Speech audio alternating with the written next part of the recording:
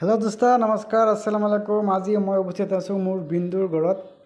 ये हल नगाँव जुकाड़ी बजार ओसर मोर बिंदुर घरটো केनेकुवा आछे आपलोকক मैं धुनियाके देखाई दिम बा भितरत केनेकुवा आछे साइजबिलाक रूमर साइजबिलाक आरो केनेकुवा बनाइছে केसिबिलाक केनेके बनाइছে आपलोके धुनियाके देखिबले पाब।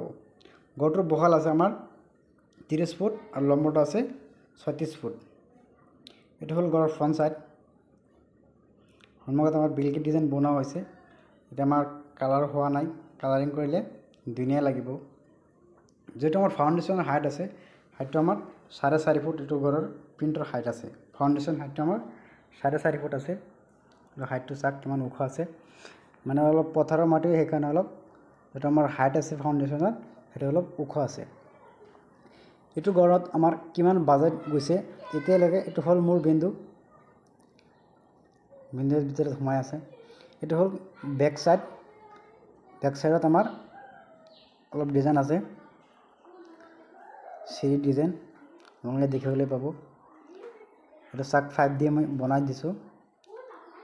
হল সিঁড়িৰ সাইডত আমাৰ এনেকুৱা 5 দি বনোৱা হৈছে। ইয়াত বহিবলৈ ইয়াৰ ওপৰত মানে এটা টিঙৰ চালি হ'ব। পুচকিটা বনোৱা হৈছে, চালিটো এতিয়ালৈকে বনোৱা নাই। 5 দি আমাৰ বনোৱা হৈছে ডিজাইনবিলাক। এটা চাক সাজাৰ ডিজাইনবিলাক কেনেকুৱা লাগিছে। এতিয়া আমি ভিতৰত সোমাম। যেটা আমার একটা করিডোর আছে, করিডোরের উপরে যেটা আমার বক্স বনোয়া দেওয়া হয়েছে।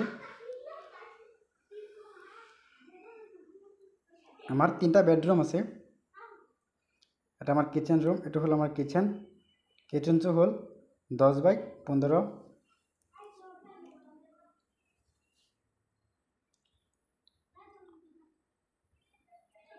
সরি 10 বাই 12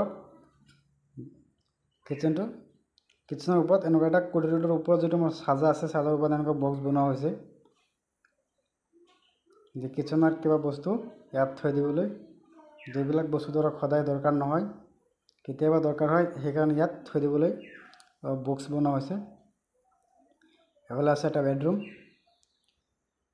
এইটো বেডৰুম হল আমাৰ 14 বাই 16। ইয়াৰ ওপৰতো এটা বক্স আছে, যেটো আমাৰ কৰিডোৰ আছে। কৰিডোৰেৰ ওপৰত মানে আমাৰ এটা স্ল্যাব মাৰা হৈছে। স্ল্যাবৰ ওপৰত এনেকুৱা গোটেই ৰুম কেইটাত আমাৰ বক্স বনোৱা হৈছে।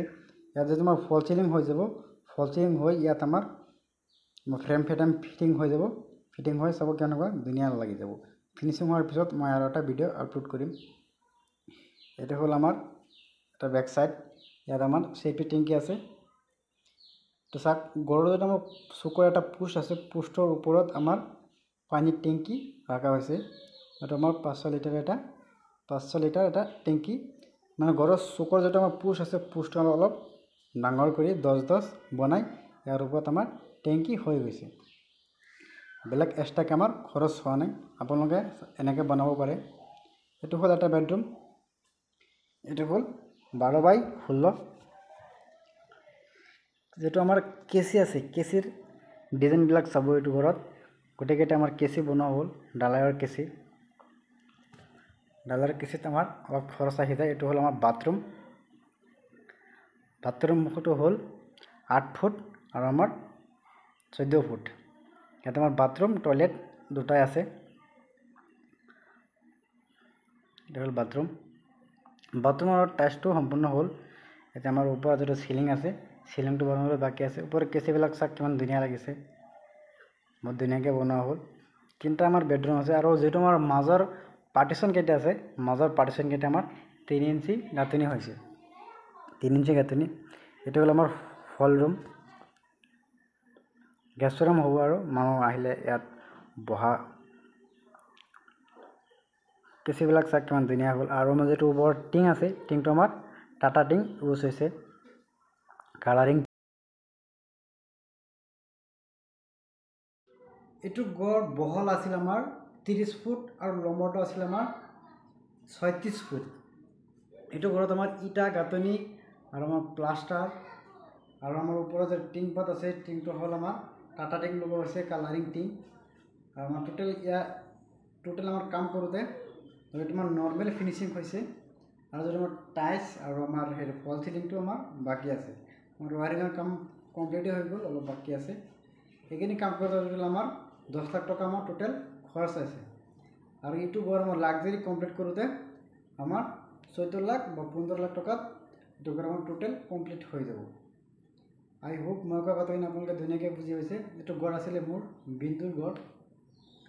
ঘৰটোৰ বহল আছিলে 30 ফুট, লম্বৰ আছিলে 36 ফুট। টোটেল আমাৰ ইয়াত খৰচ আহিলে 10 লাখ টকা।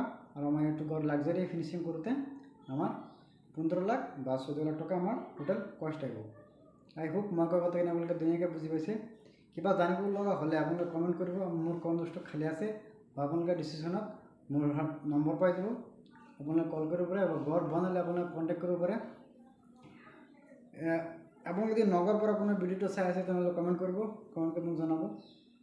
ভিডিঅ'টো ভাল লাগিলে চেনেলটো ছাবস্ক্ৰাইব কৰি দিব, আৰু বেলেগত দিব, আৰু কমেণ্ট কৰি মোক জনাব যে ভিডিঅ'টো কেনেকুৱা হ'ল। ভিডিঅ'টো চোৱাৰ কাৰণে আপোনালোকক বহুত বহুত ধন্যবাদ। নেক্সট ভিডিঅ'ত লগ হ'ব। Thank U.